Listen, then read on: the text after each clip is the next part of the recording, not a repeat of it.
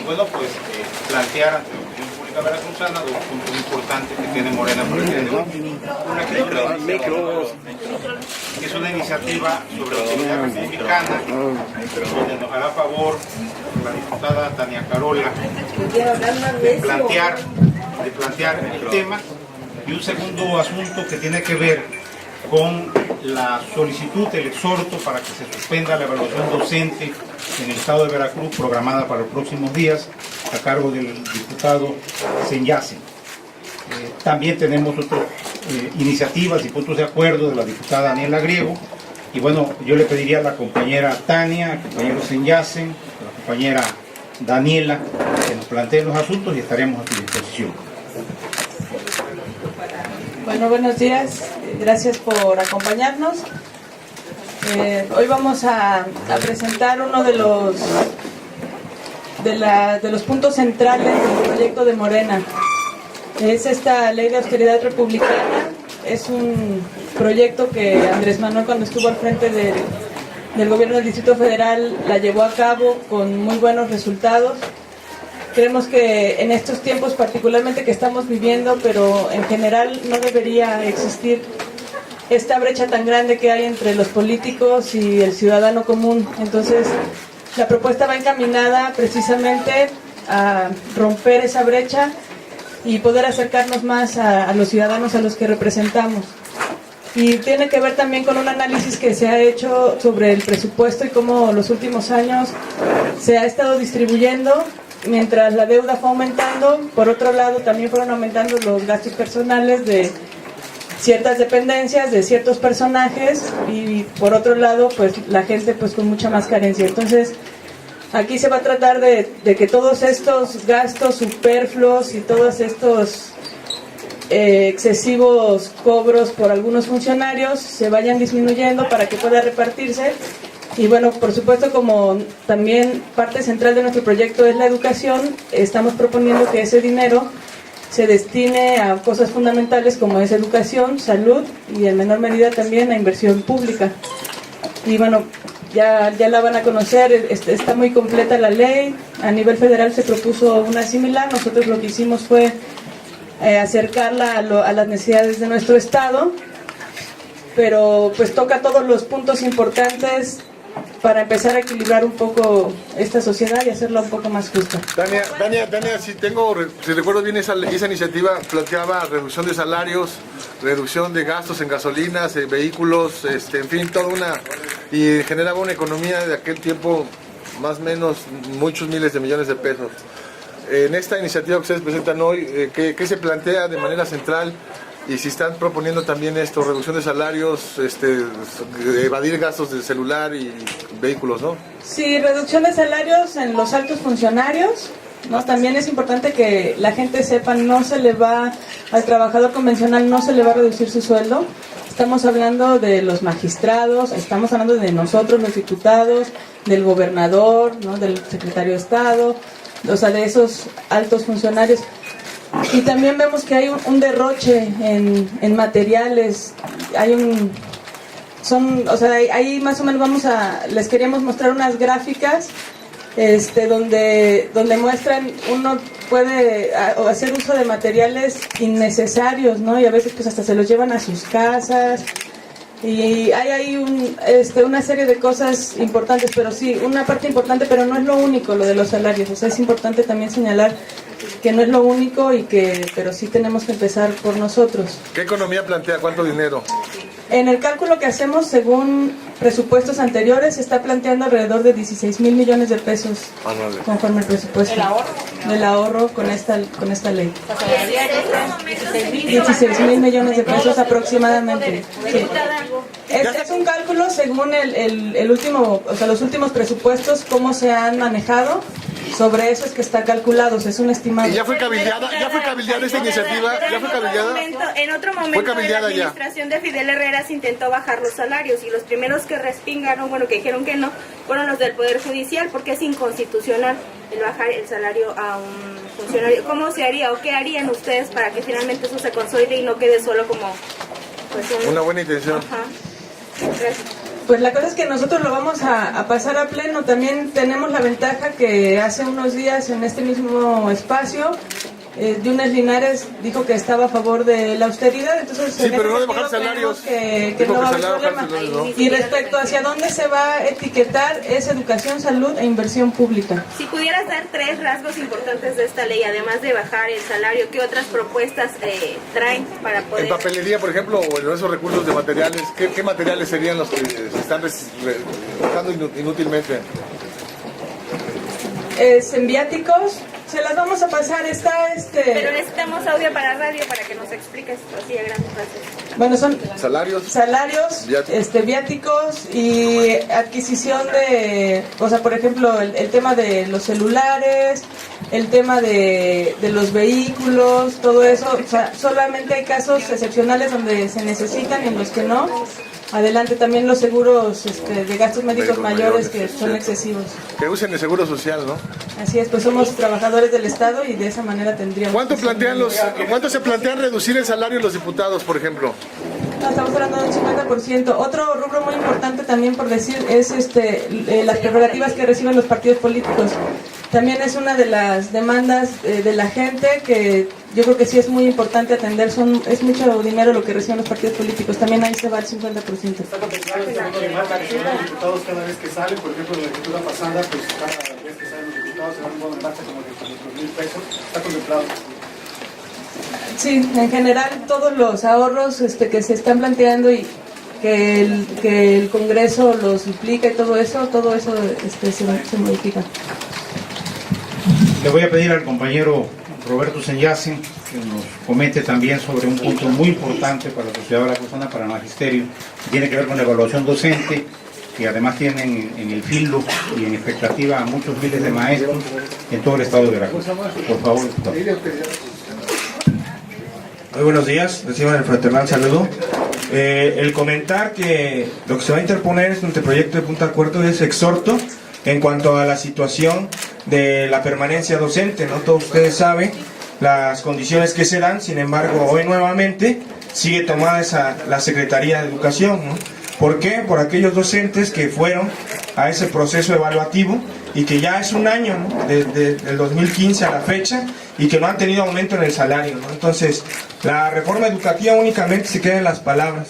De igual manera, el comentar que no estamos en condiciones, tanto económicas, políticas, para realizar este proceso evaluativo ante, sobre todo, un llamado del magisterio a ese bloqueo de la evaluación, ¿no?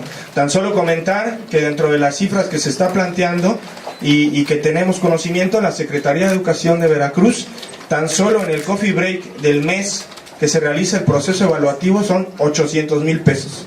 Entonces, en ese sentido, más aparte lo que se infla y los gastos que se meten de más, estaríamos diciendo, y sobre todo en el ramo a nivel federal, lo que contempla el proceso de evaluación son 13,600,000 pesos. Entonces, el preguntar si realmente es más importante evaluar al docente o asegurar los pagos de los trabajadores del Estado. Sabemos las condiciones, 34 municipios están tomados y sobre todo está en incertidumbre los trabajadores de esos municipios si van a recibir su aguinaldo, si van a recibir su pago. Vimos manifestaciones del sector salud, de diferentes sectores, y bueno, no hay las condiciones tanto económicas ni políticas para ese proceso evaluativo. Entonces, hacemos un exhorto, un llamado a las autoridades, si se tiene la competencia para realizarlo. En otros estados hay excepción, y bueno, porque aquí en Veracruz, en la coyuntura que tenemos como gobierno, como estado, se quiere evaluar al docente cuando hay cosas prioritarias, ¿no? Tan es así que la reforma vemos que se está cayendo a pedazos al no estar cumpliendo con lo que está planteando a nivel federal. Señalse, no es un poco... ¿Cuántos maestros iban a ser evaluados? O sea, ¿en qué sustentas que no hay condiciones? ¿Cuáles son estas?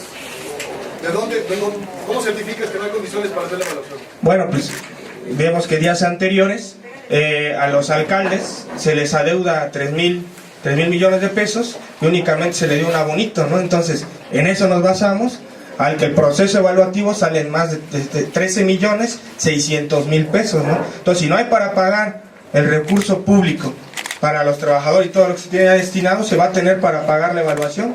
Entonces, en ese sentido, es que, y basándonos en las cifras, a lo que asciende el proceso de evaluación, es en lo que estamos diciendo que no hay las condiciones, ¿no? Oye, pero son recursos federales los que lo utilizan para... ¿Se puede decir? Bueno, también comentar, ¿no?, que los recursos federales que estaban por parte de los ramos que tenían los municipios se los llevaron, ¿no? Entonces también tendría, y cuando se fue a comentar a la misma Secretaría de las condiciones de evaluación, que si realmente tendrán ese dinero, ¿no?, del ramo federal, porque sabemos que incluso el portal de la misma Secretaría hace unos días se cayó porque no habían pagado ese portal electrónico. Entonces, ¿hay condiciones de evaluar? Si no hay ni para pagar el portal que es tan importante para el magisterio, para bajar una constancia o algo, no hay las condiciones económicas para ese proceso de evaluación. Oiga, a mí me gustaría preguntarles en otro tema. La opinión como partido, representación de partidos, de la carta que llegó ayer, aparentemente firmada por Javier Duarte y su solicitud para querer regresar. ¿Qué opinan de esto? ¿Cómo tendría que ser la investigación de la carta? Y el hecho de que se diga que fue un primo de su esposa quien le entrega la legislatura. El grupo legislativo de Morena tiene una posición clara. Javier Duarte no va a regresar a gobernar Veracruz. Eso es un asunto que está fuera de cualquier discusión. Javier Duarte no merece estar al frente de las instituciones de los veracruzanos, merece estar pagando sus delitos en la cárcel y merece estar sancionado a devolver lo que él y su pandilla le robaron a Veracruz. Fue, desde luego, un asunto cuya autenticidad no se tiene certeza, por eso se instruyó a la Secretaría General en la Junta de Coordinación Política el día de ayer para que mande a ratificar la carta. Una vez que la ratifiquemos vamos a tener una posición clara, pero con mucho gusto la anticipamos. El grupo de Morena piensa que Javier Duarte debe estar en la cárcel y no en el Palacio de Gobierno del Estado. En el caso de ser cierta esta carta, ¿no permitirían como bancada ese regreso? Absolutamente, nosotros nos opondríamos porque definitivamente una persona que tiene cuentas pendientes con Veracruz no puede ni por asomo estar al frente de las instituciones de una entidad federativa en nuestro país. Le pediría también a la diputada Daniela Griego si desea agregar alguna cuestión de aspecto electoral sobre el proceso que está próximo.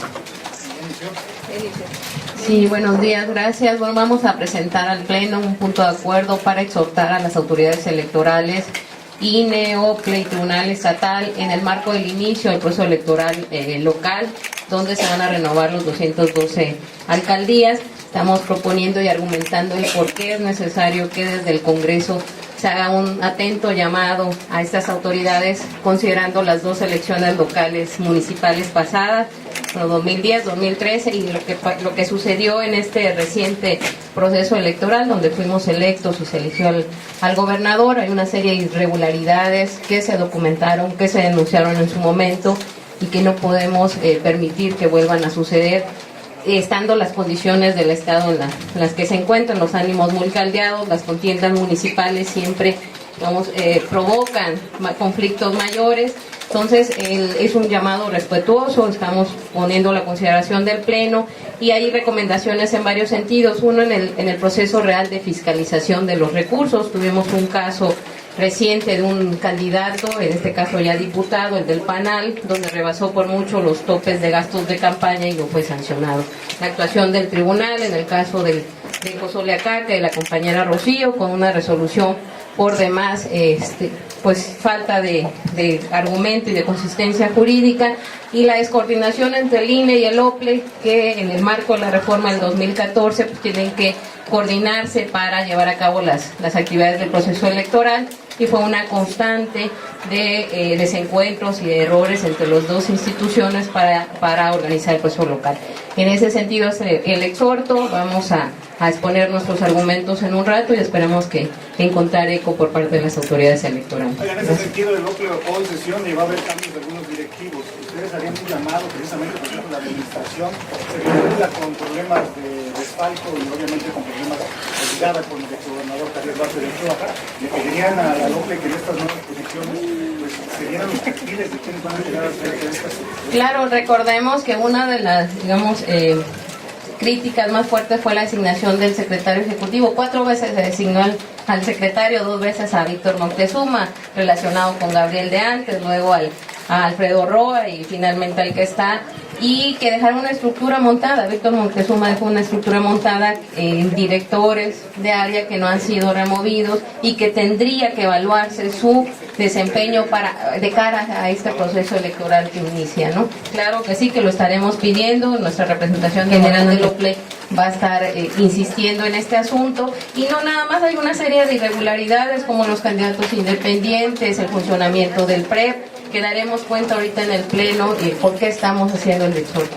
Gracias. Oye, Daniela, hay quienes acusan que ahora son los consejeros los que se están repartiendo el botín. Hay representantes partidistas que dicen que se dividieron pues las direcciones y las áreas que se van a nombrar hoy o que se están nombrando hoy en sesión. ¿Cómo se puede pues evitar que el OPLE sea un botín entre ellos mismos y se repartan claro, a conveniencia? Recordemos que hay un servicio profesional nacional que con la reforma del 2014 se estableció, debería estarse rigiendo por eso y no por que si es amigo o compañero o compadre de alguno de los consejeros. Lamentablemente hemos estado observando desde el proceso pasado la actuación de los consejeros del Consejo General del OPLE, por eso el exhorto. Uno de los puntos de la iniciativa de ley de austeridad que se está planteando es precisamente la reducción en el presupuesto al OPLE. El OPLE presentó para 2017 un presupuesto que alrededor de 1.500 millones de pesos, cuando en el pasado proceso ejerció 1.000 millones. Es un aumento exagerado